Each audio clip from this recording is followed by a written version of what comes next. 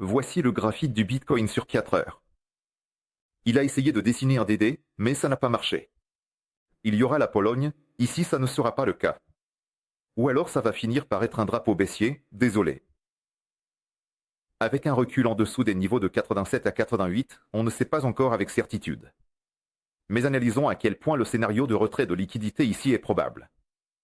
Donc, environ 90 000 $ et un pic jusqu'au pivot S3 mensuel. Le prix le teste parfois. Sur les marchés classiques, c'est normal. Ça arrive. On considère que c'est une correction profonde, même si selon certains indicateurs, elle l'est déjà.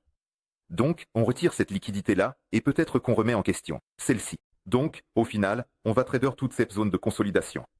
Règlement. Alors regardez, ce graphique est spécifiquement pour les investisseurs à court terme, il montre à quel point le nombre de pièces rentables pour ces investisseurs a chuté depuis le pic. Donc, si à son pic cette valeur était, vous voyez la ligne orange, l'offre et le profit, avec une moyenne sur 3 jours de 0,98, ce qui est considéré comme 98%. Après la récente correction, cette valeur est tombée à 0,53, donc presque de moitié. Je vais enlever les lignes rouges pour que ce soit plus clair pour vous. Dans l'historique, si on regarde, le niveau de 50% de chute des pièces rentables pour les investisseurs à court terme, c'est-à-dire spécifiquement depuis les pics, pas juste combien ils détiennent de pièces rentables par rapport à l'offre totale des investisseurs à court terme. C'était à peu près la fin de la correction. Donc, par exemple, en prenant la forte correction de janvier de cette année suite à l'approbation effective du Bitcoin ETF, quand on a commencé à vendre sur les faits et à décharger cette montée, cet indicateur est tombé à 0,47%, plus précisément à 47%. C'était 53%. Si on voit le bull market de 2021, on n'est jamais descendu à 50%, 81%. Si on regarde plus loin, par exemple, pour le bull market de 2021, on n'est même jamais vraiment descendu à 50%. On n'y est pratiquement jamais arrivé, 81%. 83, correction à 63, puis ban chinois. Bull market 2021 sans frayeur. En 2017, grande volatilité, descendu plus bas à cause de volatilité et liquidité moindre, 37% 54. 56, c'est tout. 79, 65, puis bear market. Quelquefois 40%, pas de boule, monté plus haut. Descendu 3 fois pendant bull market 2017. Maintenant, redescendu. Niveau à 50% de profit coupé pour estate depuis pic, niveau miroir. 56. Eh bien, c'est à peu près tout, 79, 65, et après, c'est déjà le bear market. Juste quelques fois, et voilà, il y avait aussi eu 40%, mais là, il n'y avait pas encore de boule sur le marché, il est monté plus haut. Bon, on peut considérer que si on se base là-dessus, on est descendu 3 fois on a chuté pendant ce bull market de 2017 sur toute la période. Maintenant, on a fait ça rapidement, on est déjà redescendu. Et ce qui est intéressant, c'est que si on trace ce niveau à 50% de profit coupé pour le groupe STX depuis les pics, on voit qu'en fait, c'est un niveau miroir. C'est un graphique. Il montre un support et une résistance sur les marchés. C'est un niveau solide. Et c'est un fort support sur les marchés haussiers et une forte résistance sur les marchés baissiers. Un niveau miroir, un niveau solide. Pour cet indicateur, nous avons atteint l'objectif. Si elle existe, elle ne devrait pas être importante. Des pertes plus grandes pourraient toucher les LTH. Il est trop tôt pour tomber aussi bas. Si on les pousse à des pertes encore plus grandes, ils pourraient commencer à paniquer, et ça pourrait déjà toucher les LTH. En ce qui concerne le timing, je le répète, il est encore un peu tôt pour tomber aussi bas. Ensuite, le momentum du ratio de profit réalisé, c'est-à-dire le ratio de profit-perte réalisé. Il est tombé non seulement à 0, mais même dans une zone légèrement négative. À la date du 24 décembre. Donc, il a chuté de 3%. C'est normal d'avoir ça sur un bull market après un tel pump. On considère aussi que c'est une forte correction. Si on regarde l'effondrement de janvier, c'est la même chose. Il y a eu une légère perte et ensuite une nouvelle vague d'impulsion est arrivée. Maintenant, on en est arrivé au même point. C'est la première légère perte depuis la victoire de Trump selon le momentum de cet indicateur. Et hypothétiquement, on peut monter plus haut. Eh bien, à peu près aux prix actuelles. 21 ans. Tout. Taureau. Ils se ressemblent beaucoup. Ici, il y avait des pertes plus importantes, les corrections étaient un peu plus marquées, parce que la liquidité dans le système était quand même plus faible qu'aujourd'hui. Ici, il y a un léger recul, donc en gros, c'est suffisant. Quelques jours de trading. Dans un momentum négatif. 300. La 17e année a été plus prononcée en termes de volatilité. Mais la signification était similaire. Voici cette sinusoïde, elle bouge très nettement, très brusquement, contrairement aux valeurs actuelles. On s'en va, on s'en va, on s'en va, puis on revient. Il vaut mieux comparer cet indicateur avec le 21e, car il réagit très fortement à la volatilité. Et l'année 2017 était de loin plus volatile que celle d'aujourd'hui. Donc, selon cette métrique, il y a aussi suffisamment de corrections. Il semble que cela soit suffisant. Vous pouvez négocier et passer à autre chose. Ensuite, l'indicateur qui montre le pourcentage spécifiquement des détenteurs à long terme, on passe déjà à la cohorte des long-termés par rapport au volume total qu'ils détiennent, sur le volume qu'ils ont vendu, qu'ils ont réalisé en profit lors de ce pump. Donc, au pic, on avait environ 0,35% de leur nombre total de Bitcoin.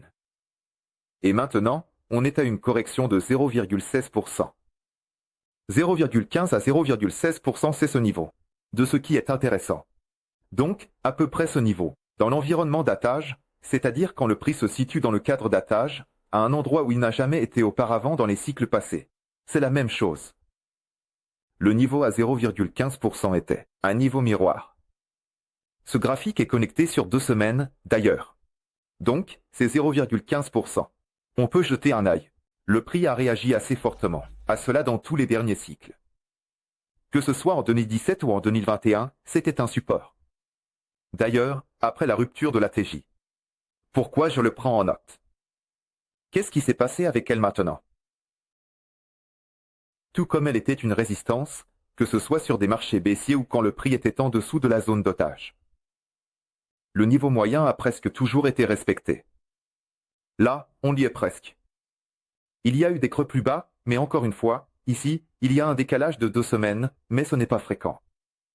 C'était plus fréquent en 2017. En 2021, ce niveau a toujours été respecté avec précision. Directement à partir de là, il y a eu une correction haussière qui a continué. C'est-à-dire que ce n'était pas juste une correction, mais la correction se terminait. La hausse a continué. Voici cet indicateur, j'en ai montré 3, qui montre que, dans l'ensemble, la correction actuelle est suffisante. Et il ne faut pas descendre plus bas, pas besoin d'aller chez Bitcut. On peut monter au-dessus de la moyenne mobile de 50 à partir des niveaux actuels. Donc, le marché a en gros traversé un niveau de douleur élevé, un niveau de peur élevé. Et si ce n'est pas directement à partir des niveaux actuels, on peut trader dans cette zone latérale pendant un certain temps, et ensuite monter. Mais il ne faut pas mettre à jour les récents creux autour de 91 000 $. Et maintenant, je vais vous montrer d'autres indicateurs qui, au contraire, montrent que ça pourrait encore descendre un peu, mais vraiment un tout petit peu. C'est le prix moyen d'achat de tous les détenteurs de Bitcoin, c'est-à-dire les super court-termistes, que j'appelle SH+. Ceux qui gardent leur Bitcoin pendant un mois. C'est-à-dire qu'on est passé en dessous de leur ligne moyenne d'achat. Et si on regarde l'histoire, quand le prix descend en dessous de leur ligne moyenne d'achat, il revient rarement avec un retournement en V vers le haut. En général, elle fait encore une phase supplémentaire avant d'aller conquérir de nouveaux sommets historiques. Encore une fois, janvier 2024.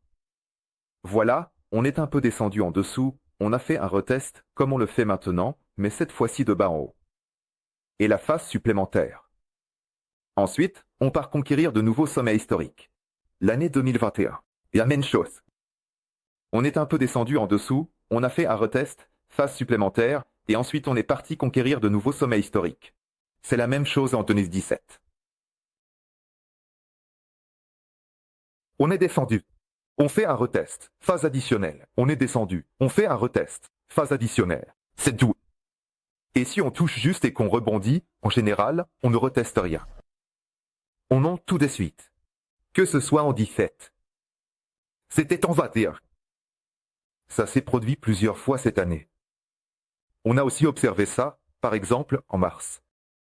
Si on descend en dessous, comme maintenant, on fait souvent un retest. Ça me stresse un peu. Et le retest pourrait justement être avec la percée des fameux 90 000 $, avec une rapide plongée. Fédora. Hier. C'était le premier jour d'afflux net sur le marché depuis le 7 novembre, en gros, depuis la victoire de Trump. Donc, quand le prix est revenu à 100 000 $, les gens ont commencé à prendre plus de bénéfices. Les gens ont commencé à prendre plus de bénéfices, soupçonnant qu'on ne passerait pas les 100 000 $ du premier coup. Ça a stoppé le marché. Donc là, il est reparti en préconsolidation, ce qu'on appelle. Eh bien, depuis le 7 novembre, c'est le premier afflux, même si avant ça, il y avait eu des sorties vraiment fortes. Ensuite, le profit des cohortes de détenteurs, des court-termistes aussi, jusqu'à un mois. Donc, ils sont maintenant en perte nette d'environ 4,5%. Ici, il y a souvent une certaine situation. Eh bien, pas forcément plus souvent, mais ça arrive. C'est qu'on se retourne à travers la divergence. À travers la divergence, par exemple. Le prix dessine un nouveau creux en dessous du précédent, tandis que l'indicateur dessine un nouveau creux au-dessus du précédent. Donc, dans ce cas, c'est la convergence, on se retourne. C'est-à-dire qu'on peut dire la même chose pour d'autres situations. Ici, chaque creux est au-dessus du précédent ou au même niveau, tandis qu'ici, les creux sont en dessous du précédent. On se retourne. C'est quelque chose qui arrive souvent. Pour l'instant, on a juste dessiné une ligne. Donc, il est possible de faire une vague de dump et de se retourner directement à partir de là, mais c'est un peu compliqué. À en juger simplement par les statistiques de fonctionnement de cet indicateur. Bien que ce ne soit pas exclu. Suivant. C'est un graphique qui montre combien de temps le prix du Bitcoin reste au-dessus de la moyenne mobile à 50 jours. Au-dessus de la moyenne mobile à 50 jours. C'est-à-dire qu'il se ferme avec le corps au-dessus de la moyenne mobile à 50 jours. Maintenant, ça fait déjà 77 jours. 77 yens. Si on regarde l'histoire, comment ça se passait avant, oui, ça aurait pu être plus. C'est-à-dire, par exemple, en 2021, ça a duré presque 200 jours. Le prix n'est pas descendu en dessous de la moyenne mobile à 50 jours. En 2019, ça a duré 146 jours. Et la 17e année, cela ne dura pas plus de 130 jours. Et en 2017, ça n'a pas duré plus de 130 jours. Mais pratiquement chaque fois, on a vu au moins une correction qui est tombée en dessous de la moyenne mobile à 50 jours. C'était le cas, par exemple, en janvier, on a traîné là, pendant 6 à 7 jours en dessous de la moyenne mobile à 50 jours. C'était comme ça, en 2021, un petit peu. Et puis il y a eu l'interdiction en Chine. Et ça arrivait souvent en 2017. 1, 2, 3, 4. On a été sous la moyenne mobile à 50 jours, pendant environ 7 à 10 jours, après quoi le prix revenait rapidement, et allait tester de nouveaux sommets historiques. Là, on dirait qu'on a beaucoup augmenté avec cette vague de croissance, mais ce ne sont pas des valeurs incroyables qu'on ne peut pas maintenir. Autrement dit, il y en avait plus, il y en avait 2 fois plus, si l'on regarde 21 ans. Mais comme si la situation le montrait, l'histoire montre que cela est possible, et ce sera un bon point d'entrée, ou un point supplémentaire, comme dans mon cas, car je suis déjà en ligne sur la bille blanche. Je suis désolé, eh bien, oui, c'est un ajout, ou le premier point d'entrée. Si vous n'êtes pas en position longue et que vous attendez que le marché descende, là-bas, ce seront des points d'entrée idéaux et il faudra y aller sans hésiter. Et même si nous finissons par nous retrouver dans un marché baissier, vous saurez au moins que vous avez profité de cette opportunité. Et c'était le meilleur point d'entrée. Suivant. C'est ce qui me dérange un peu, c'est aussi un de mes indicateurs favoris, c'est le ratio réalisé est profit-perte avec une moyenne sur 2 semaines, sur 14 jours. Et ce qui me stresse vraiment ici, ce sont les divergences que nous avons dessinées. Avec le prix sur 2 semaines. Ce n'est même pas par jour, c'est sur 2 semaines. Donc, c'est à peu près la même image. En fait, on avait une image similaire en janvier. La même divergence. Exactement la même. On fait le dernier pic, qui est au-dessus de tous les autres. Le dernier pic, qui est au-dessus de tous les autres. Donc, en fait, voilà, la tête et les épaules se dessinent. Et ici, c'est la même chose. Et on descend en dessous de la ligne d'extrême cupidité. Donc, on descend directement jusqu'à la ligne de refroidissement, ce qu'on appelle. C'est la ligne jaune moyenne. Et le prix avait alors chuté de 20 et quelques pourcents. Et ici, on a une situation très similaire avec la divergence et exactement les mêmes 3 pics qu'il y avait en décembre-janvier de l'année dernière. C'est vraiment ça qui me stresse. La seule chose, c'est que ça arrive avec un retard de 2 semaines. Et quelle sera la valeur de l'indicateur, par exemple, dans 3 mois, 4 mois, 5 jours, je ne sais pas.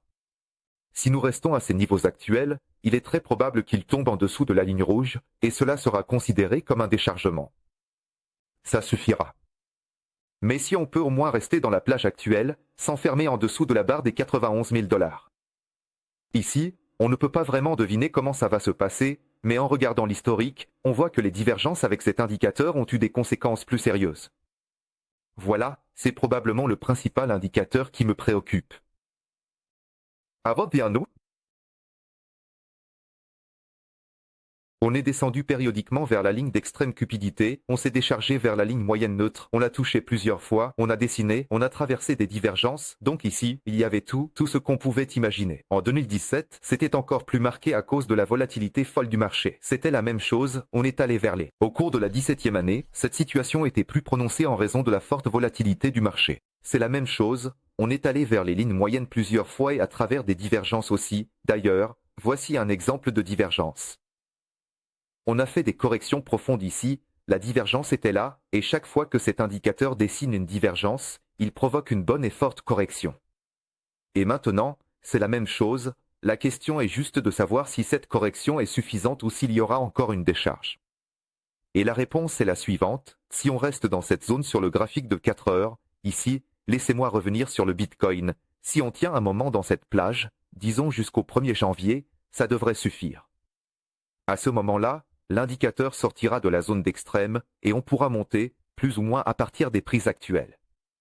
Ou si tout va plus vite, si les taureaux ne peuvent pas maintenir ces zones avec une faible liquidité, alors on ira vers la hauteur de cette consolidation, et la hauteur de cette consolidation est ici. Donc presque à 85 000 $. Mais ça, c'est vraiment un pic avec un retour rapide.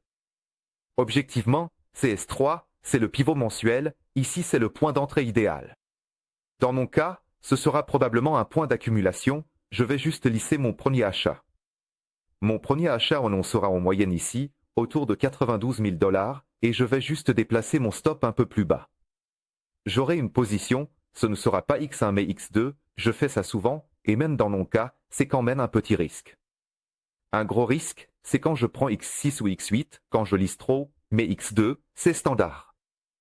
Donc, je vais réfléchir à ce qu'il faut faire si le prix arrive ici. Mais en tenant compte de l'ensemble des indicateurs, pour ce scénario, sur le fait qu'on ira avec un pic à 87, eh bien, je dirais que je donnerai probablement 25 à 30% de chance, comme je l'ai écrit hier. Je vais donc réfléchir à ce qu'il faut faire ici si le prix vient ici. Mais en tenant compte de l'ensemble des indicateurs, pour ce scénario, sur le fait qu'on ira avec un pic à 87, eh bien, je dirais que je donnerai probablement 25 à 30%, comme je l'ai écrit hier. 25 à 30% de poison, c'est ce que j'ai envoyé hier. Et je parierai à peu près 70% que cette consolidation sera suffisante. Parce qu'en fait, sur beaucoup d'indicateurs, on s'est bien déchargé. 2 jours de suite avec des liquidations à 1,5 milliard, le marché a vraiment ressenti une douleur intense. Les altcoins ont corrigé de 50%. Enfin, entre 40 et 60%. Certains mènent, montent jusqu'à 70%. Ça suffit sur les marchés haussiers. Donc, en général, après ça, il y a de la consolidation et une montée supplémentaire. Ou alors le Bitcoin va juste chuter tout seul avec la domination, pendant que tout le reste restera figé et ne bougera pas. Sinon, ça signifierait un passage en marché baissier, ce que je répète, c'est encore un peu tôt en termes de timing. Voilà la conclusion. De toute façon, tout ce que je ferai ensuite, je l'écrirai. Si vous avez trouvé cette analyse de la blockchain intéressante, aimez cette vidéo. Je vais donc comprendre que je ne fais pas ce travail pour rien. Parce que préparer ce matériel, c'est un peu plus compliqué que juste ouvrir un graphique et dire « Eh bien les gars, ici on est à peu près sous les moyennes, DD, DV, et on va probablement aller par là ».